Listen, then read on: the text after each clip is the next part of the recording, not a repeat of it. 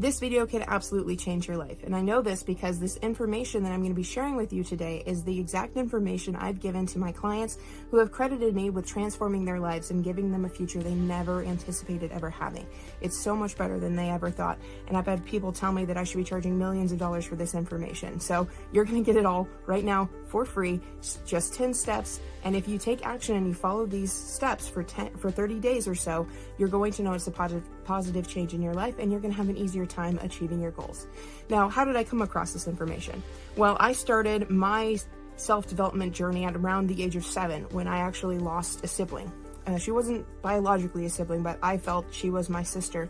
She was an exchange student from Germany, and she had just gone home back to her family after spending the year with us at her school for high school, and died of a brain tumor. It was very sudden, and I remember being totally shocked and absolutely feeling betrayed when my parents told me, because I felt like they'd kept it from me. But her death has been instrumental in shaping my life because it showed me just how short life can be and how I want to be the kind of person who makes the most of my life, who does something that actually matters. And that kind of guides us into the first step in this process, which is, instead of figuring out what you want, you should figure out who you want to be.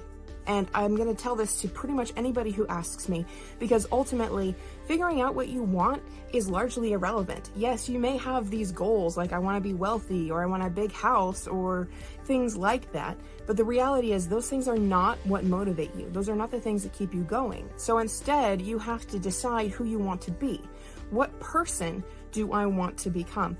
And when you figure out who you want to be, you can then ask yourself, what does that person do? What does that person have? And how can I go about achieving that?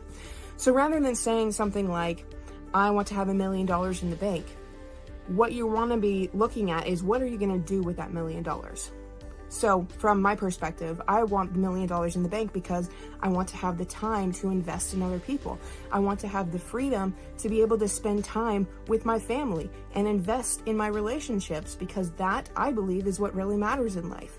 So that's the person that I want to be, and money is a great way to go about that. But when it comes to actually taking steps and moving toward that goal and creating that wealth, I now have parameters around that achievement, and I can say, well, that particular path doesn't match the result I'm looking for, which means I can eliminate a lot of the paths laid out before me. For example, I like coaching people, but I don't want to build my wealth around my coaching, because that means my life is now centered around having to constantly be available for other people, and I no longer have that time to invest in my family. And my family, to be honest, is probably a little more important to me than strangers that I don't know right now. Now, I obviously want to bring more people into my life. I'd love to have more friends. I'd love to have more close relationships, but that's going to happen over time. That's not going to come about through a business, although I could meet people through a business to get me there. So ultimately, I need to create a different type of business. A 9-to-5 is not going to give me the freedom I'm looking for either. So when it comes to creating this business, I need to focus on something that will allow me the time freedom to invest into other things and possibly invest into further business endeavors later down the road when I actually have the funds to, say, hire people to do particular jobs that I am not capable of or not willing to do. And ultimately, that's how I'm going to go about creating this financial situation. But it's only by asking that question of, who do I want to be and what do I want to aim at, that I ultimately can reach that conclusion of, this is the business for me, or this is not the business for me, or this is the path for me, or this is not the path for me. So that's what I'd recommend for anybody else. No matter what your goals are, ask this question: who do I want to be, and how do I become that person? Which brings us into the second step, which is literally to ask questions, to ask pointed questions in particular that lead you to set your brain up as a tool to help you achieve your goals. So you can kind of look at this as, most of the time we just let our brains run on autopilot and we just receive whatever thoughts are out there in the universe that come in, or we even create some ourselves. But realistically, I think thought is kind of like the sixth sense, where you don't necessarily have control over what comes in and what goes out. You're just kind of dealing with this pool of information that you're sporadically picking up on. And this is actually scientifically proven. We know that there is a conscious field or whatever that we kind of pull information from. And it's weird and it's bizarre, but it's also really cool. But that means that more often than not, you're not thinking your thoughts are thinking you. They're just coming in, kind of like sound from outside of you. You don't have control over what sounds are going on in your world. So along the same line, you don't have control of the thoughts that you have unless you actually put the effort into thinking particular thoughts. So your brain, it functions a lot like a computer. Information is just there. You can go on the internet, you can find it, whatever. You can just go on, pull up a page, and then you've got this feed of information that you can look through. Or you can go on Google and you can ask particular questions, or you can seek particular information. So you can use your brain in a similar way, where you ask questions like, what can I do today to move me toward my goal? And then you're basically giving your brain something to work on. And it's going to be looking around throughout your entire life saying, okay, what is it that I can find today that matches that question? What can we do right here, right now to improve our situation? And when you ask those types of questions and you set your brain up for success, you're going to notice that you actually see more opportunities than you ever would have before. Because all too often, we don't use our brains to their full capacity. We don't ask these questions. We don't put our brain on a task. And when you start tasking your brain with something, you'll be amazed at what you can find. Something that I always tell people is that you should believe in that which benefits you, not in that which is scientifically proven. And the reason for this is because the evidence that you're looking for exists for pretty much any belief you want to have. Scientific proof is very, very small percentage of what's actually in the universe. So rather than focusing on things that are scientifically proven, I say, if you want to have a better life, figure out what beliefs benefit you and help you create the life that you're wanting to, that give you a sense of hope, that give you a belief that you can get the things that you want. And those are the things that are going to create that future for you, whether they are scientifically proven or not. And questions are a great way to go about that. So you can pose pretty much any type of pointed question you want to. I definitely think this idea of what can I do right now to move me toward the future that I want is a good one. But you can also ask the question of, I want to believe in the goodness of people. So what evidence can I find today that people are good, that they care about me, that they are doing their best, that they're trying to create better futures for themselves and for the rest of the world? That type of question can be hugely beneficial in changing your belief structures, and it's going to be amazing the kind of results you can get from that. But that kind of leads into the third step of this process, which is you really need to be wary of the people in your circle. You need to understand the influence that they have. And this is something that you probably aren't fully aware of. Most people have no clue just how impactful the people in their lives are on them. We are deeply social creatures. Pretty much every decision we make is based upon what we think other people will think of us and what we know people have said to us about certain things. So oftentimes we're not just going to come up with this idea of, I want this car because all of a sudden I see it and therefore I want it. It's probably because somebody said, hey, this is a cool car, you should check it out. And then you check it out and you go, that is a cool car and now I want it. That's a social decision. So we have to be really, really careful about who we're associating with. We have to surround ourselves with people who want to create a similar future to what we are trying to create. We have to surround ourselves with people who are trying to improve their lives and take control of their environment. And those are the people that are going to help us get to where we want to go. So one of the things that I'm trying to do right now is set up a school group that you can join, and we can create a better association where we're actually all working together to create better futures, and we can have the support that we're looking for in that group. Right now it's just going to be $10 a month, but that price will go up. So make sure to join right now because you don't necessarily want the price hike. And by doing that, you will find that you have a much easier time actually achieving your goals, that you believe in yourself more, that you feel supported, and you can actually create genuine friendships that carry you throughout life. It's been amazing to me how the groups I've found on Facebook and whatnot who believe in the things that I believe in and who support or are trying to create the kind of life that I'm creating have built these amazing friendships for me. I have some lifelong friends now who I never thought I would have had because of these associations, because I've gone out and I've sought a better connection with people.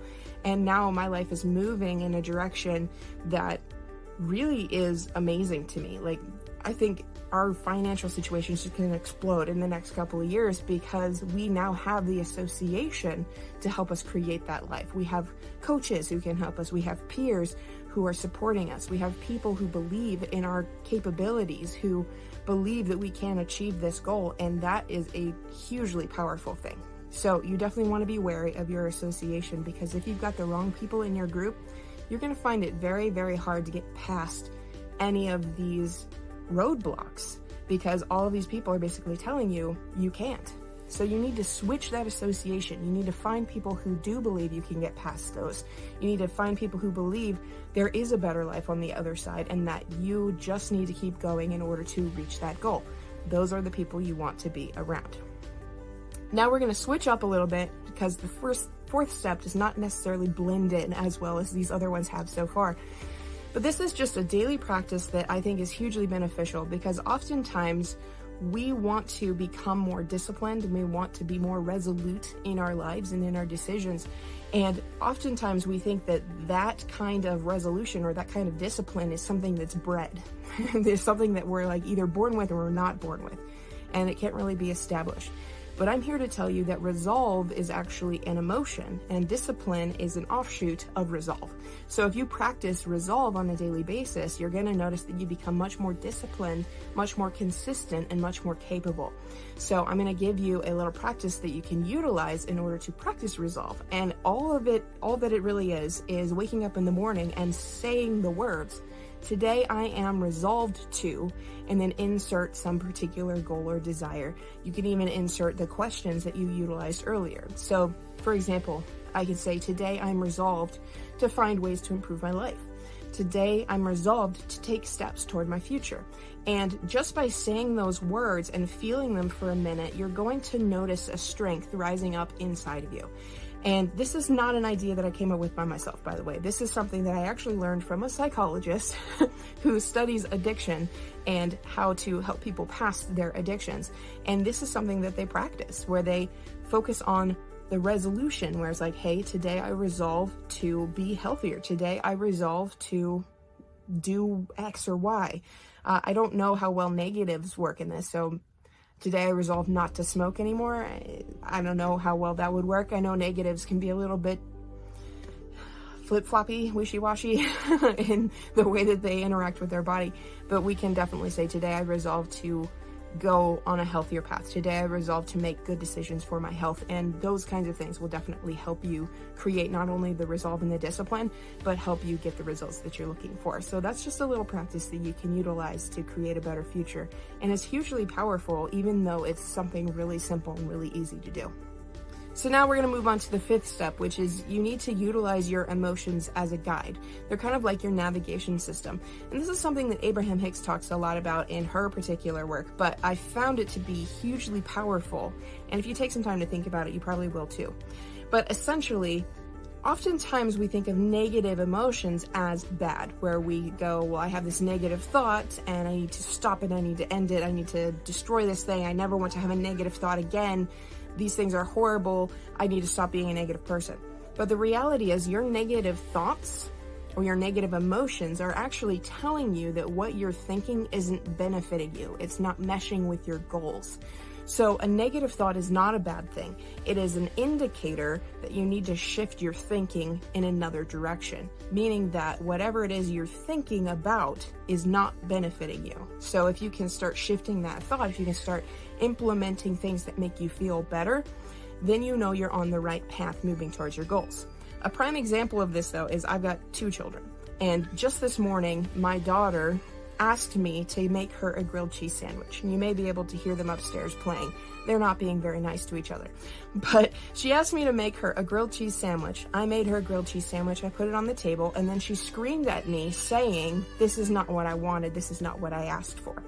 And I was very angry about that because I had just taken the time out of my day to make this food for her. She said she wanted it, and I thought I was being a loving parent by giving it to her. And the fact that she was screaming at me, telling me, hey, this is not what I want, I felt very rude. But does it benefit me to believe my child is rude? No, because if I view my child as rude, I give up on her. So instead, I need to understand she's a child. She's growing, she's learning, and I need to be the example. So then I set up parameters. I say, that's not okay. Here's what we do instead. And that's what your negative emotions are telling you. You're not doing something that's productive to the future or to the life that you want. And if you can look at your negative emotions in this way, when you feel negative emotions, it can be a time to stop and reflect and determine, what is the future that I want, and is this thought getting me there? And if it's not, what thought can I think to help me get to the goal that I want to get to? And ultimately, that's going to be very beneficial in moving you forward in a positive way. But there is kind of a caveat to this, which is disassociating from your thoughts is hugely beneficial. And that brings us to step 6, which is meditation. Now, oftentimes people utilize meditation and they wonder what the goal or purpose of meditation is. They wonder if they're doing it right. And I'm here to tell you that the goal of meditation is to stop thought. And I know that this is not necessarily an easy thing to do. It can be a while before you enter that state. But by stopping your thought, by stopping the momentum of your thought and preventing these emotions, which primarily revolve around the thoughts in your head, you're able to disassociate from your emotional states, your thoughts, and your beliefs. And you start to realize, hey, I am not my thoughts. And I know that this may be a little scary because oftentimes we feel like who we are as a person is our beliefs or is our thoughts, is our opinions. But that is not the case. I often say that humans are a combination of 3 different parts. There's the me, the self, and the I. And the me is your thoughts and your beliefs and your personality. The self is your physical body. It's kind of like an animal that you're riding in. And then the I is the observer of your life. And that's actually the seat of who you are as an individual. You're the observer of life. You are the decision maker. You are the guide. You are leading these other tools, the me and the self, in positive directions. You're kind of like helping them navigate into a better world. So you can kind of view your body as a community. You can kind of view your whole personality as a community, and you are the one holding the reins. So you got the horse, you got the carriage, and the driver. You are the driver, and the driver is the I. So the I is, I think, an excellent example of what this is, because an I is capable of seeing, and the I of your body, or the I of your being, is the guide, is the one making the decisions, the one who's observing what's going on and saying, hey, maybe we should go this way or that way. So instead of looking at life and saying, I am this, this, this, and this, we say, I am me, and these other things are things that I possess. And meditation is probably the gentlest way to understand this concept better. And as you can start to remove yourself from the thoughts that are coming past, you will find that you have a lot more control, or a greater sense of control over your life, because I don't necessarily believe in control. However, you can be in control of yourself and you can choose to feel better or worse or whatever. And the best way to go about that is through meditation. But, and this is where I think a lot of people get it wrong, meditation and manifesting are not the only things that you need to do. I think so often we use the law of attraction as you can just think about something and eventually it will come. The problem is you're actually stopping the cycle, because when you start to think about something, when you start to develop momentum with the law of attraction, you are inspired into action.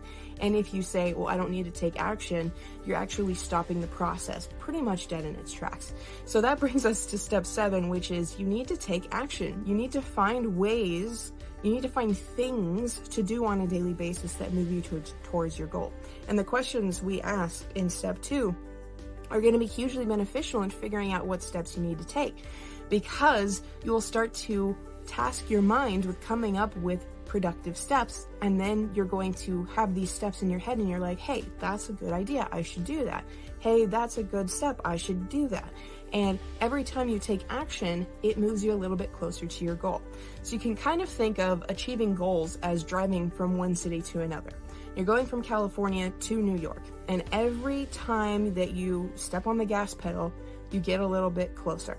Now, realistically, a car will largely go on its own, but you still have to steer the wheel. You still have to fill the gas tank. You still have to turn the engine on. So all of these things are really important in order to get the car moving. And that's up to you. You have to take these particular actions, and then you have to allow time for you to do the journey. But every time you take an action, every time you fill the gas tank so that you have enough fuel to get you to where you want to go, you get closer. But if you give up on that, that's not really going to help. Because if you go halfway from California to New York and then decide this is a hopeless dream, you'll never ever get to New York. And that leads us into the 8th step, which is you need to believe that your goals are possible. You need to believe that you are capable of achieving your ends. And the best way to do that is just to keep telling yourself, this is possible, I can get there. And the association you have is going to be hugely impactful in helping you maintain this belief. All too often, we run into roadblocks and we decide, hey, that's not for me. Like, it's not supposed to be this hard. And I am absolutely the epitome of this type of mentality in my life and have been for a very, very long time. It's only recently that I started to realize just how important consistency is. Because for me, school was super easy. I didn't have to study. I didn't have to do any of the readings. I didn't have to do the practice tests. I didn't have to do any of that stuff. I never spent more than an hour on my homework, and I was still able to pass at the top of my class. So I was very much in the mindset of, if it's not coming easily, it's obviously not the right path for me. And that's just not true, because when you become an adult, you start to understand that these are skills you don't possess. And when you don't possess a skill, it takes time and effort to learn those skills. So you have to believe that your ends are possible, and then you have to keep moving toward them even when you hit the roadblocks, because you've decided that is the path for me. Which brings us to step 9, which is you need to trust in the process. You have to understand that every time you take a step, you are getting closer to your goal. And that's all you need to do.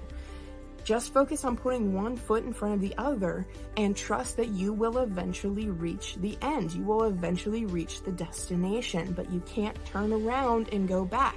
Every time you go back to the start and start all over again, you still have to go through the same process. Now, you may have found a faster way, but realistically, it's still going to take time. So don't give up on yourself, trust the process, and know that every time you take action, every time you do something in your life to improve your situation, you are getting one step closer to your goal. Now, this last step may be a little bit strange because it's not something that I think most people talk about, which is you need to decrease the importance of the goal in your mind. And a lot of people are going to tell you you need to actually make something super duper important, as in you need to achieve this goal more than you need to breathe type of thing. But the reality is, when you make something that important, you meet a lot of resistance, and you actually create more resistance in your life. So when you have a goal in mind, just know that by setting that goal and by moving in the right direction, you will achieve that or something better as long as you keep moving forward. So rather than focusing on, I have to do this and I have to do this now and I have to do it in this particular way, instead trust that your brain can guide you to where you want to go, and trust that there's a higher power that's looking out for you, that's determined that either that path exactly as you've dreamt of it is for you, or that there is a better path if you allow it to come into your life. And by moving forward, it will manifest as it's supposed to. It will create this future that you never even dreamed of, something that you couldn't have anticipated that's going to be much, much better than what you could have come up with on your own. So rather than looking at this and saying, it has to be super important, I need to achieve this, this absolutely has to happen, you say, I have set my goal, I know I'm going to achieve it, and now I don't have to worry about it. So I just have to keep putting one foot in front of the other, and eventually I will get to my destination. And by approaching it in that easy way, you're going to find that things move smoother. They move faster. They're easier. It's more fun. You enjoy the process more, because ultimately the journey is the joy in life. You will reach destinations all the time. There will be things you achieve here and there and everywhere else that then shoot you off into another path on another goal to achieve something else. And that's exactly what life is supposed to be. So rather than focusing on, I have to reach this end, I have to get to this place, I have to be there now, focus instead on, I am becoming the person that I want to be. I am creating the life that I want to create. And as long as I keep taking steps, I will get there. So that is the lesson that I ultimately think we all need to embrace more of. And the easiest way to do that is with your association and getting around people who can help you hold on to that thought, who can help you understand that every step you take is moving you forward. So if you're interested in getting more of that association and becoming part of a community, make sure to check out the school group in the description, and I will be able to talk to you more about these subjects in there.